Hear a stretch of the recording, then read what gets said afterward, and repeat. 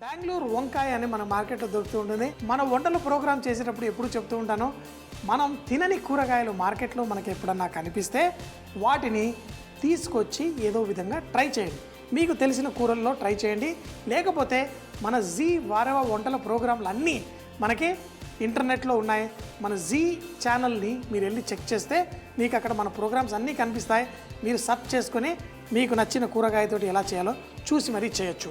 ఈ బెంగళూరు వంకాయ చాలా టేస్టీగా ఉంటుంది. దీన్ని మన బీరకాయలతో పాటు పాలు వేసి ఎలా చేయాలో కూడా చూద్దాం. ఈ బీరకాయ ముక్కల్ని చిన్నగా కోసేసుకున్నాను. పాలులో వేసినప్పుడు ఆ మంచి స్వీటీ ఫ్లేవర్ రావడం కోసం ఈరోజు కొబ్బరి పాలు కూడా వేస్తున్నాను.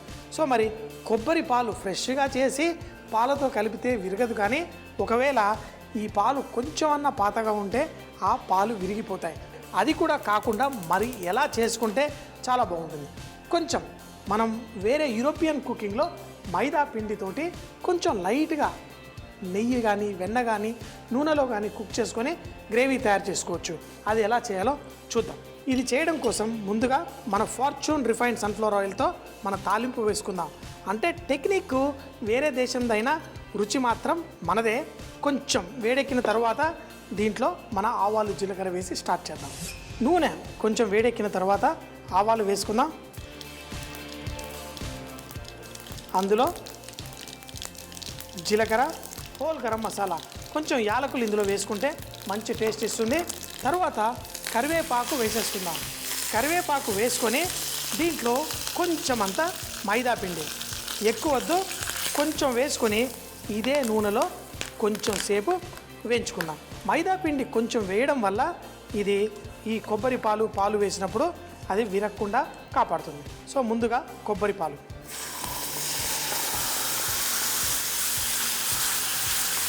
కొంచెం ఇమీడియట్గా చిక్కబడుతూ ఉంటుంది, ఏం కంగారు పడక్కర్లేదు. ఇప్పుడు కొంచెం మామూలు పాలు కూడా వేసి దీన్ని చిక్కపరచుకుందాం. ఇలా చిక్కపరచుకుంటూ ఇందులో పచ్చిమిరపకాయలు వేసేసుకుందాం. అయితే ముందు పసుపు నూనెలో వేసుంటే బాగుండేది, అయినా పర్లేదు, కొంచెం మర్చిపోయినా ఇప్పుడు వేసుకుందాం. అయితే నూనెలో వేసుకుంటే పసుపు మంచి రంగు ఇస్తుంది. దీంట్లో మరి కొంచెం పాలు వేసుకుంటూ మనం దీన్ని చక్కగా బాయిల్ చేసుకుందాం.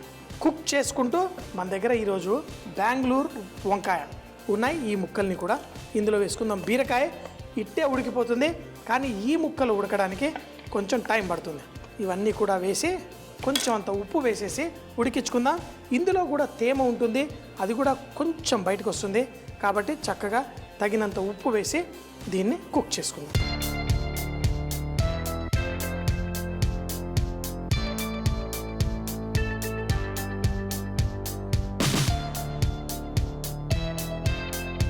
కూరగాయ చక్కగా కుక్ అవుతుంది. ఇందులో మనం ధనియాల పొడి కూడా వేసేసుకుందాం. ధనియాల పొడి కూడా మరీ ఎక్కువ కాదు, కొంచెం దీన్ని చిక్కగా ఉంచడం కోసం అది కూడా ఉపయోగపడుతుంది. అలాగే ఇవి సగం ఉడికిపోయాయి.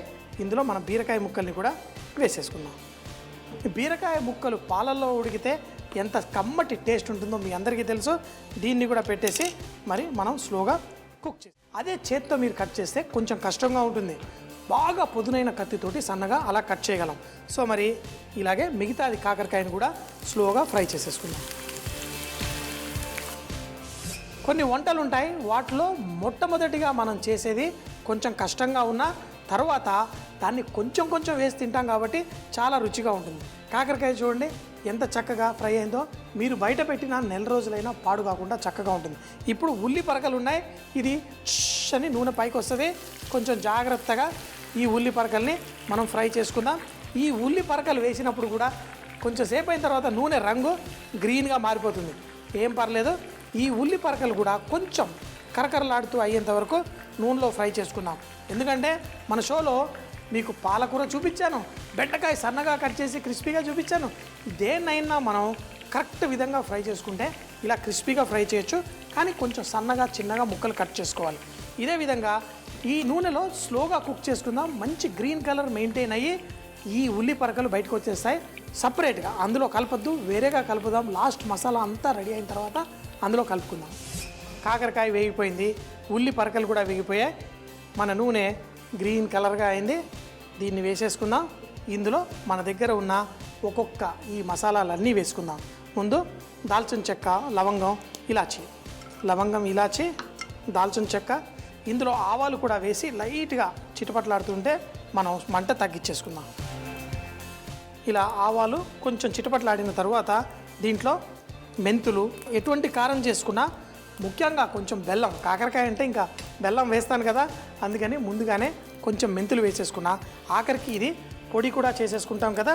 దీంట్లో మన పుట్నాల పప్పు కూడా వేసి కుక్ చేసుకుందాం. దీంట్లో సన్నగా కట్ చేసుకున్న కొబ్బరి ముక్కల్ని కూడా ఇందులో వేసుకుందాం, లేకపోతే కొబ్బరి తురుము ఉన్న ఇందులో వేసుకొని చక్కగా కలిపేసుకుందాం. పుట్నాల పొడి కొంచెం రంగు వచ్చేంత వరకు దీన్ని లైట్గా కుక్ చేసుకుందాం. దీంట్లో అలాగే ఎండుమిరపకాయలు కూడా దీంట్లో వేగుతున్నాయి. కరివేపాకు, అలాగే ఇందులో ఇంగువ, పసుపు ఇవన్నీ వేసుకుంటూ స్టవ్ కట్టేశాను కింద. దీన్ని లైట్గా వేయించుకొని ఇందులో వెల్లుల్లి రెబ్బలు కూడా వేసేసుకొని లైట్గా సాటే చేసుకుంటూ దీన్నంతా మనం మిక్సీ జార్లో వేసి మనం పొడిలా చేసుకుందాం.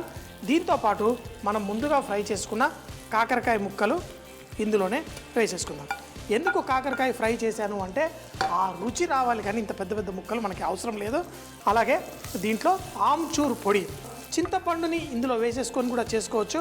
ఆమ్చూర్ పొడి అంటే పచ్చి మామిడికాయని ముక్కలు కోసి ఎండపెట్టి పొడి చేసుకున్నది దీంట్లోనే వేసేసుకొని దీన్నంతా కలిపి కొంచెం ఉప్పు కూడా కొంచెం ఎక్కువగానే పడుతుంది. ఇది కూర కాదు కదా, మళ్ళీ దీన్ని అన్నంలో కలుపుకోవాలి. ఉప్పు వేసుకున్నాను. దీంట్లో బెల్లం కూడా వేసుకున్నా. అయితే ఎండుమిరపకాయలు వేసుకున్నా, లేదు కొంచెం కారం కూడా కావాలి అంటే కొంచెం కారం కూడా ఇందులో వేసేసుకోండి. ఇవన్నీ వేసి లైట్గా కలిపి చల్లారిన తర్వాత మిక్సీ జార్లో వేసి పొడి చేసి, గుర్తుపెట్టుకోండి ముందే స్టవ్ని నేను కట్టేసి 2 నిమిషాలు అవుతుంది. ఈ వేడిలోనే చక్కగా వీటన్నిటిని లైట్గా కలిపేసి పెట్టేసుకుందాం. దీన్ని పొడి చేసి తర్వాత దీన్ని ఏ విధంగా వడ్డించుకుంటే చాలా బాగుంటుందో చూద్దాం. పర్ఫెక్ట్గా రెడీ అయిపోయింది.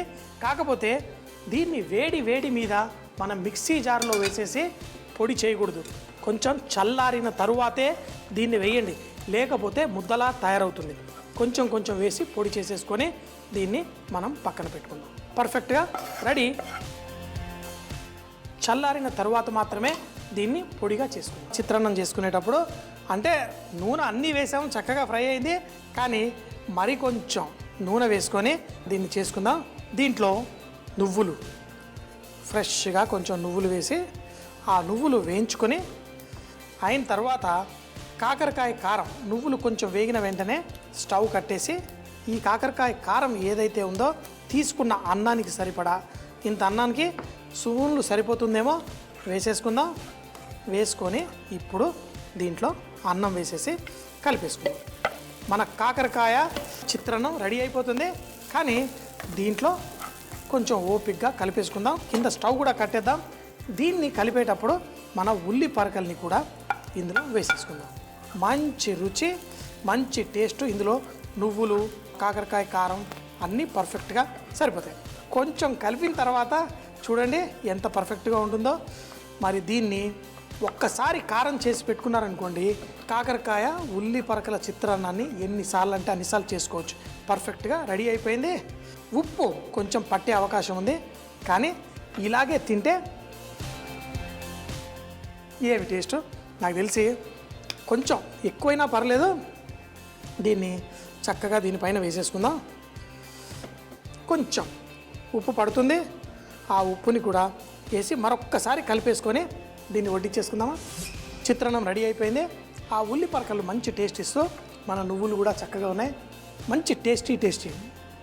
ఇది రోజుకి ఇంతంత ఒక్క ముద్ద మన ఆవకాయ ఎలా కలుపుకుంటాం, అప్పుడప్పుడు వారంలో 1-2 సార్లు చక్కగా వేసుకోండి, కలుపుకోండి, తినండి. అంతేకాకుండా ఇంటికి బోల్డమంది మిత్రులు వాళ్ళు వచ్చినప్పుడు ఇలా కొంచెం కారప్పొడి చేసేసి కొంచెం పెట్టి తినండి అని టేస్ట్ చేస్తే, మరి కాకరకాయ అంటే ఇష్టం ఉన్న వాళ్ళకి అద్దిరిపోయే టేస్ట్ దీనికి వచ్చేసింది.